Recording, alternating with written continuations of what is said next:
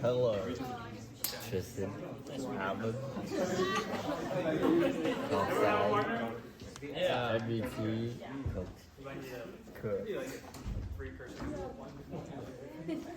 So, do you guys meet your partner or partners? Now I want you to turn around and not look at me. Right. Don't look at me, man. Make sure you can't see your partner anymore. Don't look at me too. Okay. Wait, back to back? Bro, stop. No, that's ew. No. Cheek to cheek. I'm messing with you. Alright, so now what you're gonna do is change one thing about your appearance right now. Try to make it like silent so they don't know. So like, move something. And then I'm gonna have you guys turn around after that. On go. And then you guys are gonna try to figure out what they changed. Make sense? Yeah. Okay. 3, 2, 1, go.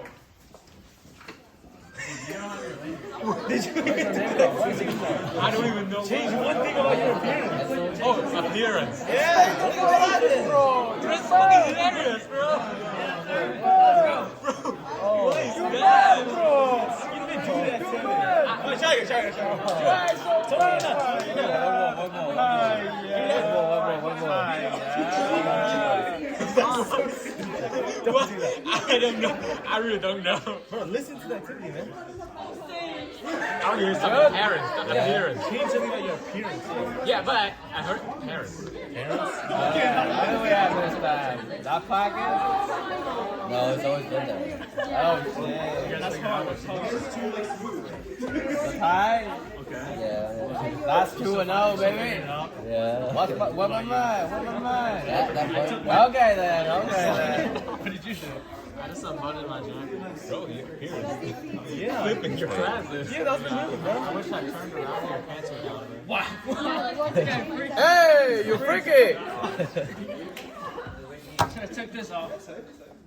Get right.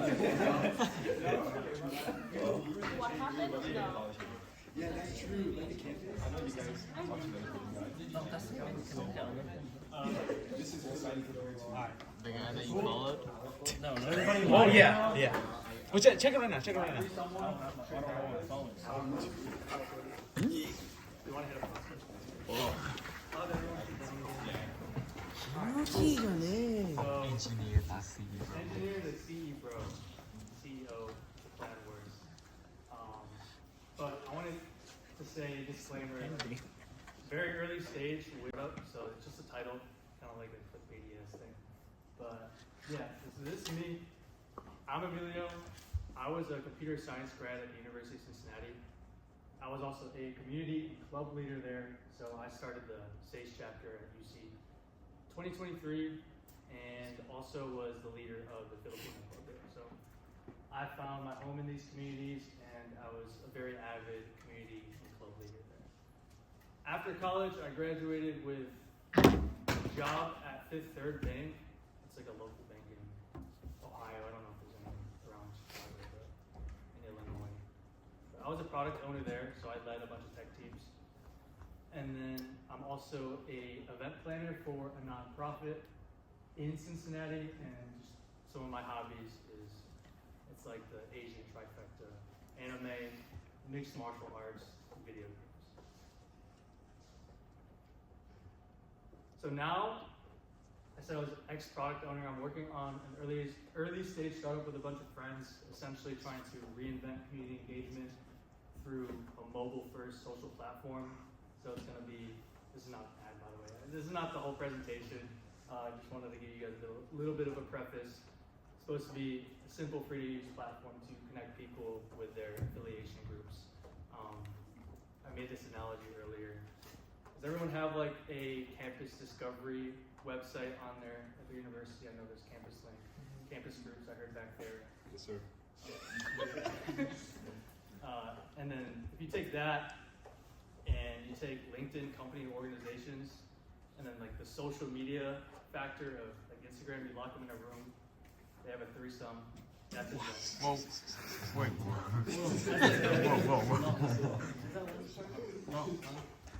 We just had a baby. Love child. No, there's three of them. But yeah, To be fair, I don't think any of them are actually good at doing it. I'd say maybe Instagram Mhm. for like finding stuff out, but I don't know about the people from the other universities. I know ours is garbage. Yeah. we can get more into like the startup and what it actually does later. But yeah, we can touch on that, talk about that. That's what I'm working on. But the goal of this workshop is just to provide a different perspective to all of you sitting here today. I'm assuming a lot of the workshops that you went to earlier were more professional oriented. I was just talking about threesomes. More professional oriented and like how to network, all that stuff. But I'm going to be giving a different perspective on just the business side of things if you're interested in going to do like work on a startup. So I also made a lot of pivots, and disclaimer, this is just my story and how I got to where I'm at today. I wouldn't say, quit your job like I did unless you have like a safety net. I can get into that later. Why I was able to make that decision to quit my very nice white collar job. So to start off, that's me. I was born on August 1st, 2000. Yes, I'm almost 25 years old. Damn. Those are both of my parents. Many of you can resonate with this. They're in the medical field, so my dad's a neurologist and my mom was a nurse. Growing up, I liked to build things, and I had access to a lot of toys too. Both of my parents were doctors. I was well off, so I had a lot of Legos, a lot of Nerf guns. So I'd create like Lego cities in my basement and have all my friends come over and just like build stuff, break stuff. I would create Nerf gun wars in my house. Like think of like Valorant deathmatch. I would set up like a bunch of guns around my house. Everyone would start with like the fists, not to like run and pick up guns and like shoot each other with them. It was pretty fun. This is Minecraft, right? On Xbox 360, you couldn't make Hunger Games worlds. That's Breeze Island, MCSG. So I like made worlds for my friends to play. And I just found a lot of joy in creating spaces where my friends could have fun. We're questioning like the dodgeball and the chair is another game I created for my friends like in my house. But essentially, little Mio just liked to create stuff for his friends. Come on in. Everybody say hello. Hello. So I grew up in Cleveland, Ohio. I went to the University of Cincinnati because it was the farthest university from my city, but also still in state, so I could pay state tuition. And plus, I had a kick-ass co-op program, so I went in trying to study aerospace engineering, but that didn't happen, and I pivoted to mechanical engineering technology. A year after that, I didn't like physics, so I kind of succumbed to my parents and was like, hey, what do I do? At the time, I liked working out and physical fitness, so I just meshed the two together to try to become a physical therapist. And that was fun and all, and then COVID hit. I know a lot of you guys, COVID high school, right? I was still in college. So, that was my junior year of college, and I switched to computer science because I had that revelation that I like to create things. And I like video games, so I wanted to become a game dev. Does anybody want to go that route? Game dev? My friend does. It's a really like cutthroat industry, and you don't make a lot of money. So I ended up just finding my love for building things with coding, because you can just like build pretty much anything you want if you know how to write code, essentially. But in my senior year of college, before I graduated, like I said, I was really big on community. That's me at a 400-person pageant that we held like across the whole school. Andrew's on there somewhere. See his face. Event planning also was I brought a lot of people to the national conference in 2023 when we first started SASE. I was working on my senior design project. I was, looking for a job. I was working at Siemens. I was also a full-time student and also volunteering for the nonprofit this year. So it was a pretty booked senior year, and with all that experience, I was able to, let's see the next slide is. Yeah, I wasn't able to find a job. I went through a lot of coaching, a lot of mentors, yeah, right? needless to say, I don't think I'm the most technically experienced person, so I try to make up for all the soft skills, right? I think that's something that's really important when it comes to the hiring process today. If you look at the trends now, I mean, AI is more technical and can take that technical element out of your job. So I would say just moving forward, be mindful of like the soft skills that you have or can build, because I think you can learn pretty much communication, public speaking, just how to create communities, that type of deal. So still no job lined up senior year, but like Hail Mary. Actually, Hail Mary, I got the 5th year job, as you guys know, but essentially in lieu of that, I was trying to make my senior design project a real thing. So that's like the event planning app that's now turning into the community engagement social platform. That QR code takes you to the App Store. You can like download the MVP I developed. It's not fully finished, and we're in a building stage right now. But if I didn't get my job at Fifth Third, I would have done startups, right? I would probably have to take a gap year, and I don't think I could just sit around and do nothing. So that was the motivation. But I ended up landing my Fifth Third job a month before I graduated, and look, my dad's so happy. Oh, my son's working at a bank, leading a tech team. Don't hate on the mirror selfie, that's the only picture I had. I only worked there for 4 months before I quit. And if you guys know about Fifth Third, it's one of the bigger companies in Cincinnati. And to land a leadership job right after college is not seen often. And that's exactly what SASE wants you to do, right? They want you to climb up the leadership ranks of whatever company you're in, right? So I kind of had like that fast lane ticket to be that, but I realized that the grass wasn't greener on the other side. You know, I still felt like I wanted to do more. You know, I wanted to create stuff like I did when I was little for my friends. They had Asian ERGs there. You can see that we had a Diwali festival that I helped plan as well. So like, many different roads for leadership and growth inside Fifth Third, but I still didn't feel fulfilled. So this is like around September 2024, a month after I got the Fifth Third offer. I was working full-time, 9 to 5 there. But Forbes was holding a Forbes Under 30 Summit Conference, where they just invite a lot of students, entrepreneurs, Forbes Under 30 to go speak at a conference. It's kind of like this, but imagine like 5 Forbes, and Metro Boomin was there, and also Big Sean. Yeah, they talked about their entrepreneurship journey. So I got really inspired, met a lot of cool people there. You can see in the top right, playing pickleball with all of them. And I guess that environment just made me shift my perspective on what I could be doing.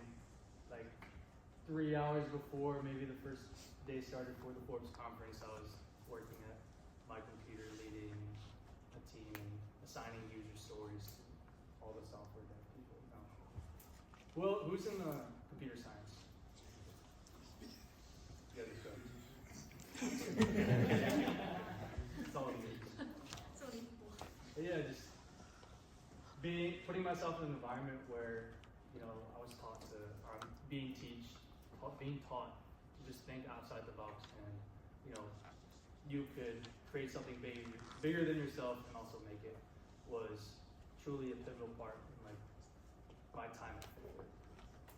So that's when I started to realize like maybe I could do this event senior design project full time. You know, I'm just thinking back to the times when I like to build things with my friends. I think that I didn't touch on that screenshot of the Grand Theft Auto thing. I used to also create like YouTube videos, like gaming videos for my friends. I don't know if anybody done that before. Like I had an Elgato. I also like to record those moments. So those are like the fondest memories of my childhood. And you know, 2 parents told them I wanted to quit my job, my fancy new job out of college. It's making more like $80 grand a year. They were not so pleased. And you're always going to piss people off when you try to make big decisions for yourself, especially your parents, right? But after, I remember the phone call. I called them in like November. It was like, Mom and Dad, I don't think I want to work at Fifth Third anymore. I want to pursue, my senior design project, this idea of an event planning tool for college students, whatever. And I remember my dad was just silent for the next 30 minutes while my mom was trying to convince me otherwise to not do it. But as I kept talking, I slowly started to hear the tone shift in his voice that like, oh, he's thought this through. Oh, he has like a safety net. I've saved all my money from all my co-ops to pursue this. Oh, I've talked to lots of club leaders, student leaders, and they want like a product like this, like they want a tool like this. So once I just kept talking about how much passion and all the time I put into it already, my mom slowly like started to, buy in, and my dad was still silent. He didn't say anything.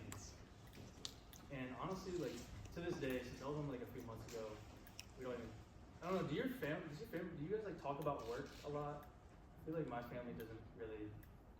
We get home, have that dinner all together, and then it's kind of just family stuff, nothing about work. So that's kind of how my family operated. So yeah, I took that leap of faith. I like this quote. Anybody know who Layla Hormozi is, or like Alex Hormozi? It's like an entrepreneur online. The no strip guy? Yeah, the no strip guy. Yeah. He's got like the long hair, the beard. Yeah. But his wife has this quote: "Fear is an ocean that's a mile wide and only an inch deep." And then this picture's from Assassin's Creed, taking a leap of faith. Hella on the gamer side of stuff. So yeah, that's me. I'm pursuing Invent now. I wanted to leave like kind of. Oh, I'm happy. I forgot I added this like 30 minutes ago, but now I feel like I'm the happiest I've ever been in terms of like my career path. Like you guys are, I've done multiple software co-ops. Ended up at Fifth Third in like a leadership position, leading tech people, but I just wasn't fulfilled. And this is what's giving me fulfillment, even though that I'm working more hours than I think I should be. Like you quit the 9 to 5 to work at 24/7 if you're doing a startup. That's the same. But it's like all passion driven. Like it makes me so happy. Like no job or title could replace the fulfillment I have for pursuing something like this. That could help my friends out with event planning and just community engagement in general. So it's like right now, ask the unk. Leaving the rest of the time for you guys to ask any questions you might have about startups in general. If you're thinking about pivoting, you can download the MVP in the left. QR code, there's our Instagram, and then also my LinkedIn. So, yeah. Who do you think helped you out the most with the company? Was it like a professor or your old boss? So honestly, it was LinkedIn that got me the job. I'm a LinkedIn warrior. If you guys follow me already, I like post every day. But for that reason, like I post because I want to be more comfortable with sharing my thoughts out into the world. But my boss, I remember I applied on LinkedIn. There was an opening on LinkedIn, and since it's on LinkedIn, you saw my profile and what I did with the community and like all the soft skills and things I built. And that was one of the reasons why he pulled me in for an interview. And then the interview process is different. You gotta like win them over. It's also luck involved there. There's this quote of opportunity. Opportunity is when luck meets preparation. So in terms of like being prepared, I feel like I was really prepared because I had a lot of mentors in Cincinnati that coached me to like interview prep, resume review. A lot of my friends also helped me, just be more confident in myself in terms of, what I've done for the community. So there's a lot of things at play, but yeah, I could go on and on about it. Yeah. So I had a question, especially with startups. There's always like a lot of hardships and doubts. What kept you motivated from quitting? Quitting the startup? Yeah, like just like maybe this isn't for me, maybe I should just go back to my 9 to 5. What kept you going? What was your driving force? I feel like I'm always someone that is, what's the word? Not like, I'm just thinking of like in cartoons and like there's a pie on the window and like you're sniffing and like you're flying and shit. The pie. Like I'm always just drawn. That's what I'm saying. I'm drawn to just hard things and just building things. So I know that if I'm in a corporate job, if I'm not going to be building something that I truly have passion in. Timo just left, but his session was on Ikigai, and Ikigai, if you guys are in the session, is pretty much like the reason for being. Everybody has a purpose in life, and that was the first tattoo I got on my body. Just the idea of Ikigai. So it's like a gentle reminder of like, what is my purpose? And I don't think I'm going to find my purpose at, a corporate job that's slaving me away. But, yeah. What was like the very first thing you did after you quit your job to like start the startup? Did you like start digging stuff? Did you ask people? So since it was my senior design project, it kind of like trickled into my life. Like even when I was working at Fifth Third, I was kind of like coding up the MVP. I started in LSE, I incorporated, and that's like the minimum you have to do. It's like per state. I mean, at least in Ohio, it's like $50 to get incorporated. So I was like putting my skin in the game, as you would say. But directly after I quit, I remember just being in my bed. I mean, like it's a hard decision to make. Like I was probably like burnt out of like the mental capacity of just like telling my parents and telling my superior that I was quitting. And he surprisingly took it really well. He said that it was like probably the best time to do something like this. You got no responsibility, you don't have kids, you don't have a wife, you don't have, like you're still on your parents' health insurance, you don't have to worry about that. You're young, you got vitality, so he was like, yeah, do it. But directly after, I'm pretty sure that weekend, I was cooped up in my bed, just looking at, figuring out what I was gonna do, but essentially like passion kicked in and started working on the startup. Yeah. You said about like your senior year you did pretty much as much as possible with everything. This is gonna be the most Asian parent question ever, but why didn't you just like try to do both, the startup and full-time job? I felt like with the job that I had, I was making a lot of money. But in the startup world, like I just felt like I didn't have like a fire lit up under my ass. Like, there was no sense of urgency, right? I was like really, really comfortable. And since I wasn't feeling fulfilled at my job, I felt like I needed that push, just like to go all in.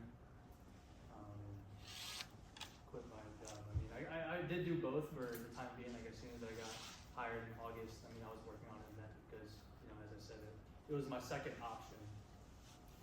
I had something to do like instead if I didn't get to quit the job. So I was doing both like here and there, but it just wasn't enough, right?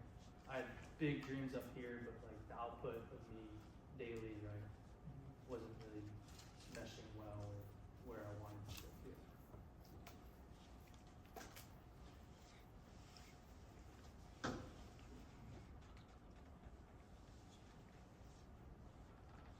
Anybody else? Any other questions? Anybody think about like a pivot? Does everyone like their major? Somewhat? Who doesn't like their major right now? What are you doing?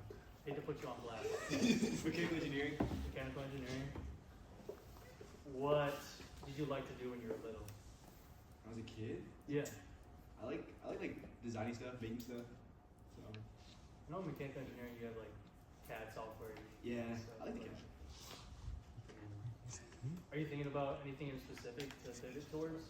Oh, I'm not thinking about pivoting. You're not? You're just gonna keep doing it?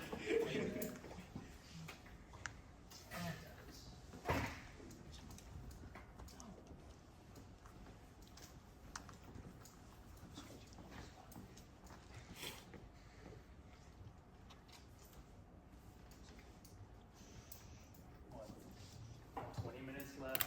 I don't know, I just want to make this time as useful for you guys as well. nobody's thinking about business, entrepreneurship.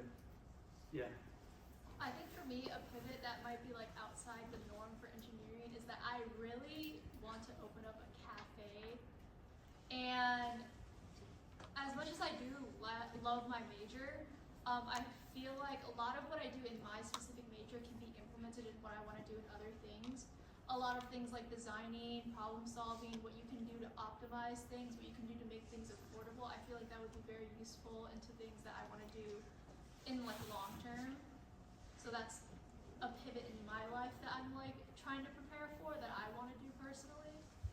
Oh, that's awesome. I mean, that's a really good insight. It's saying that you're not really starting from zero, like always. Like I didn't truly start from zero when I quit my job. Everything that I did leading up to that was in preparation for that decision. So like you're saying, like every single thing that you've learned through your major or like jobs, internships, I mean, will potentially help you with, you know, the pivot. And I just want to say that, yeah, you're not always starting from zero. So I feel like I'm not saying you should do it now, but you only live so long. No, right, exactly. Stop playing with this pencil. Pencil. Yeah. How do you think like leveraging the network has helped you out so far? Like, how do you do that, and then how does it help you out? I feel like I have such an expansive network when it comes to Cincinnati in general. And if you have access to like any sort of community, they're a little farther along than you, maybe in like the workforce, right? I mean, there's this idea of like nepotism, but like I feel like all jobs revolve around like nepotism. Like you just like hire your friends, right? Or like you get people, you ask like mentors or whatever to get you a job. Like that's what you're essentially doing when you're scouting for a job. So I feel like your network is super important when it comes to just your career and like your path, essentially. So like all of you guys probably gonna grow up, be at your jobs working, and one of you guys are gonna get laid off. You could essentially hit up that person at the next table for a job and be like, oh yeah, you're from SASE, like we'll get you in for an interview. Kind of works like that. So every connection that you don't make is a mischance at an opportunity. For me personally, Asianati, the nonprofit I work for in Cincinnati, a lot of them they work at P&G, they work at Kroger, they work at like really big companies, and you know they weren't able to give me like jobs or job opportunities, but they were able to coach me and like prepare me for, you know, any potential opportunity in the future. So it's like how you use them as well, how you ask for help, how you receive feedback, grow. Did that answer your question? Yep. Yeah. Seems like throughout your career, like mentors have played like a really big role into like shaping you into like the person you are today. Like, what's like the best way to like find a mentor, let alone, or to find the mentor that's like right for you, let alone like just like any mentor? Mm-hmm. So first you gotta stick your neck out there. Just have them. Just stick your neck out there. I'm just like thinking about the story of like my mentor. You know about the story. One of my big mentors, his name is Little Bao. There's a big Bao in the city, so he goes by Little Bao. Funny. But essentially, I just started showing up to a lot of non-profit events, like community events. It's like Asianati holds like a Lunar New Year festival, and also like a Moon festival. And I think he also came to SASE MC. And I didn't know he was going to be my mentor at the time, but he just kept seeing me in those places. And then we eventually just like, oh, like, you're an adult that's like working on NC workshops. I'm a student that needs help. So eventually it just kind of naturally pieces fell into place by just me sticking my neck out there and going to things. But you just can't be afraid to ask for help from anyone. Like even on LinkedIn, there's this guy from Oregon that's in like an entrepreneurship space. He knows companies that have grown and scaled and exited, and he had a Calendly link on there. And I hit him up and messaged him like, hey, I need help with my pitch deck. And he was like, yeah. schedule out the call. Now we meet like every month. So it's like how you ask for help, how you go through with receiving that help, and kind of continuing the, I guess, the cycle. Like, is it okay if I meet with you in 2 weeks for like a check-in? So it's never like, can you be my mentor? I'm never asking anybody to be like, hey, can you please be my mentor? It's more of just like, I need help with this. Can you help me out? And then, surely enough, I feel like most people are gonna, like, they're not gonna decline to like, oh, I want to help you do stuff.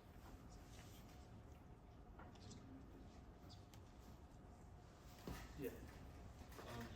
So I'm assuming when you had your full time, there was some sort of structure to the work you do, like a certain schedule and everything. And when you quit your job and started to pursue your startup, you had to like manage your time and delegate the things you need to do. How did you go about that? I struggle if I don't have like a certain structure. So back to what like Ava, right? Yeah, back to like what Ava was saying. Go back to the other slide.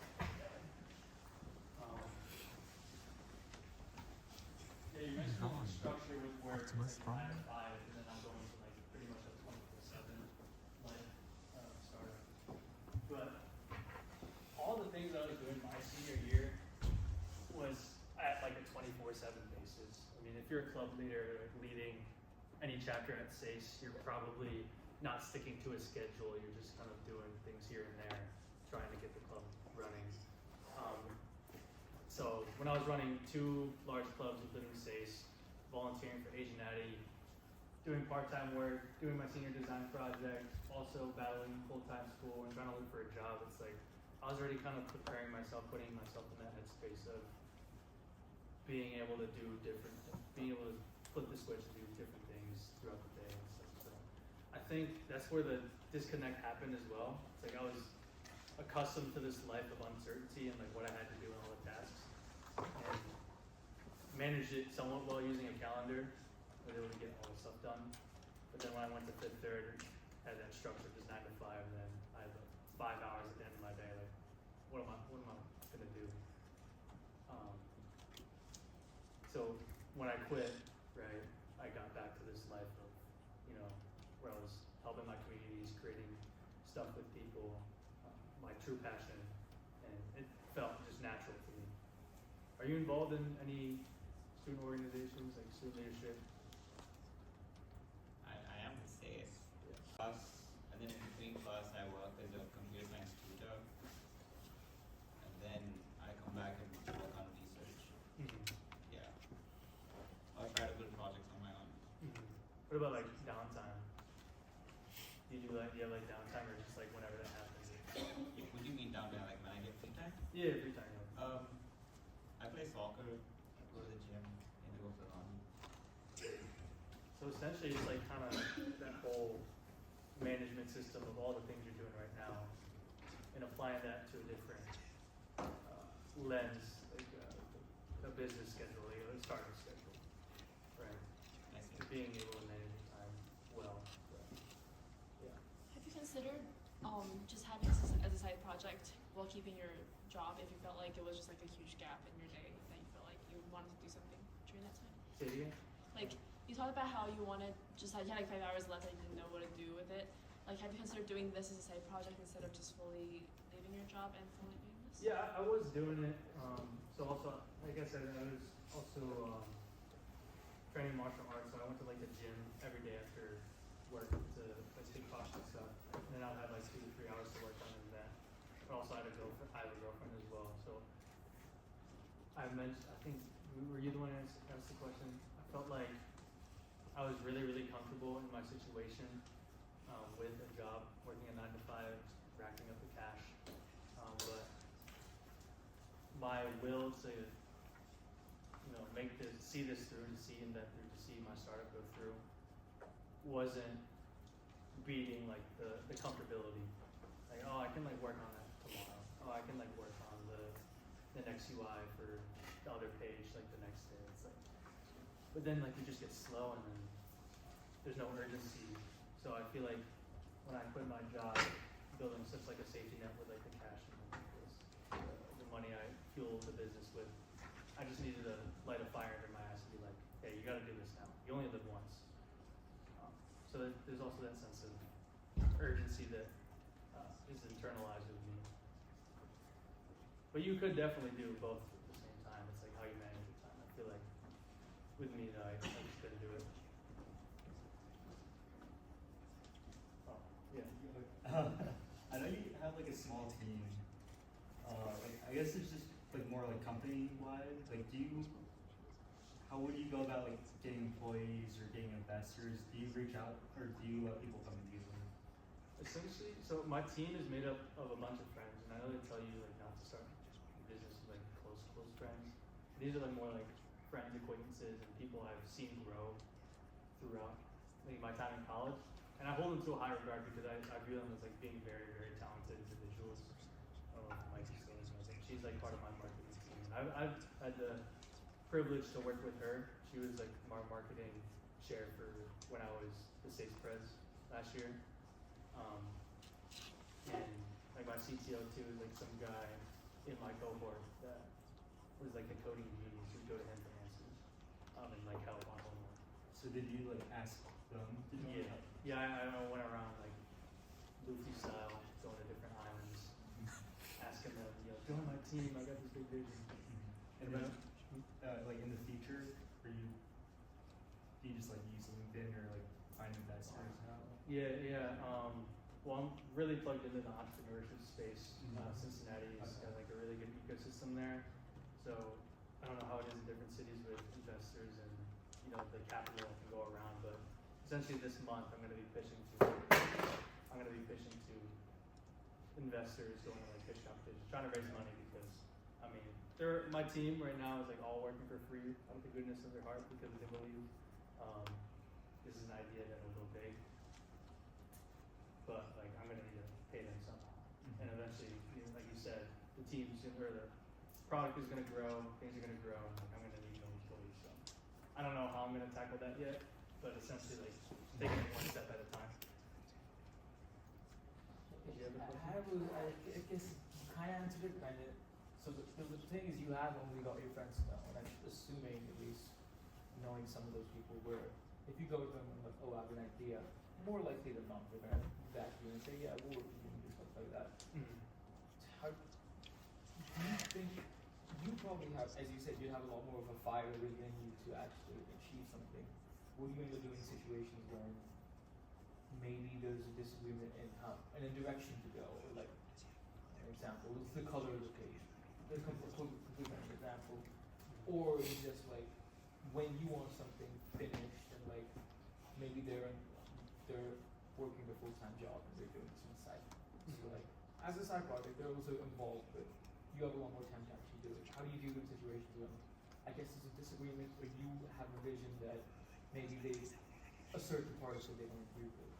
I mean, you always gotta hear them out, right? I feel like I got a lot of this management leadership skills from the clubs I met in college, so I'm blessed to go into the startup scene with such a great leadership set and people I've worked with. But that hasn't really happened yet, where it's like a full-on disagreement. But I always just defer to the person because I asked them to be on my team, right? I'm not asking them to be on my team to boss them around. We're trying to build something big here, and with that, we need to be able to utilize all our talents and have the best communication possible in order to move forward and grow. So I don't think there might be some times when in the future where I'm stubborn on something, but I always gotta take myself out of the picture and just be like, okay, why did I ask you to hop on this team in the first place, and why? Because I really do truly view all of my workers, or my team members, as very talented individuals in their respective fields. They're all in their own different lanes that are specialized in that. And some of them are college kids too, but where do you draw the stubbornness line? With myself, or just with yourself and with your teammates, where it's oh, this is where I put the foot down, put my foot down. This is where I'm going to concede something. But yeah, where's that line for you?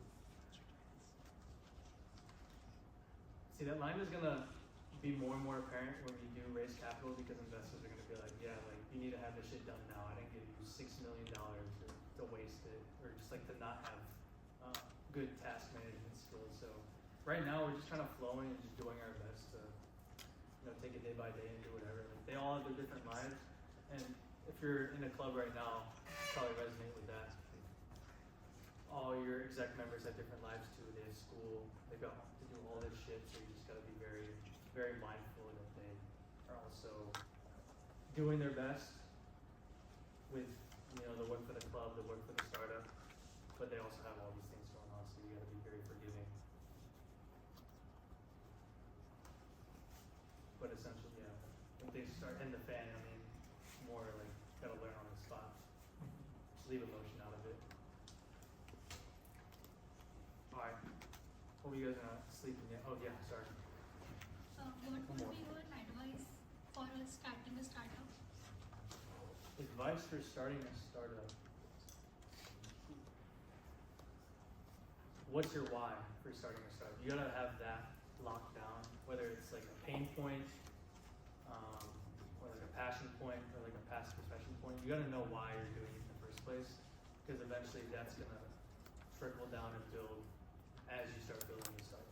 If you lose sense of that, then you're just gonna lose sense of the whole startup itself and why you're here. So just knowing your ultimate why.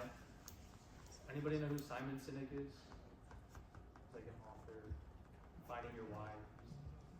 He's got like glasses, self-help, motivational thing, but he has some really good exercises on how to find your why. I did that at the beginning of this year. I asked a couple of friends of, what were the questions? I asked you the questions. He has some really good exercises. I just asked all of my close friends. Oh, I remember. You asked like a bunch of people like about your strengths and weaknesses. I'm pretty sure it was basically just like you're trying to get like an introspective of yourself. It was a different thing. 1 second. Oh, was that another thing? Yeah. So I'm like, I asked all my friends for feedback for like all the teams I've been in as well, because I have this growth mindset. I want to grow and like, be the best person I can be. So don't be afraid to ask friends, family, teams you've worked in feedback after you leave or when your tenure's over. But so I can show you after. But yeah, finding your why, knowing what your why is before you start. 3 minutes. Alright, I did have like a last activity, but it's more just for your own, like a personal benefit.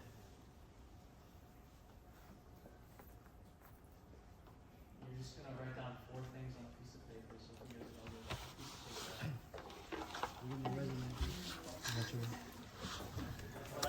You want my resume or your resume? Mine. I have more of mine. I don't have a pencil. Give me a pencil. Oh, pencil. And don't delete this off your phone, or like don't. Write it on your notes, bro. Phone, man.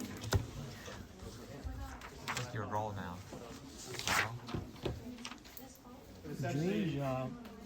Hustle. First thing, This is write the guy I'm down talking your about, bro. current role or potential role that you're What? going to right after college. What's your role? Role like Yeah. job, CEO. CEO. CE-brO. Skill, like anything really. It could be technical skills, soft skills. Maybe if you're really good at the guitar, Skill. Anything. I mean, you probably sit down Skill. and write down some of the things, but think the first few skills that pop in your head. Yeah, I should do that. What? I should send my group of people I was gonna say and that go your for passion my is strengths and not, but weaknesses. the third one should be your passion. Okay. That's the nice one. Passion. Current role, student, unemployed student. Unemployed student. There we go. Skill. There is What's up, bro? power. Oh, A true? shit, bro. Yeah. What does that mean? There is power. Read everything. There is power. A true. Consistency? And the true. No. Yes. You can be After good. this one day, every single day, bro. Pull-ups, consistency. I was starting down for like. That was different because there was an emergency. There was no emergency. Now there's an emergency. lot of I want you to tell her, oh, where are you going to? Oh, I'm going to my friends. You said, oh, like, Was it chill or it was I just? don't want you guys to delete Sorry. this or throw It was away hard? this piece of paper Like because specifically my team that I worked on, No, they 5 were years. very demanding. how far is it? So did you just? Yeah, is this stupid to say, but It's over. there is power in truth, and the truth is, damn. That's what it's like. Hey, what do you think about the passion of winning? Do you think that's a valid passion Passion. about like winning? You like winning? Like, you don't feel good about like just achieving great things, like Oh, just yeah. anything. Anything just makes you feel so good about yourself. Like I did that shit. Yeah. Yeah, okay. 3 days. Alright, thank you guys so much for coming. I hope you guys have a great rest of your Did day. you learn a lot of coding theories that come up on the CE-brO.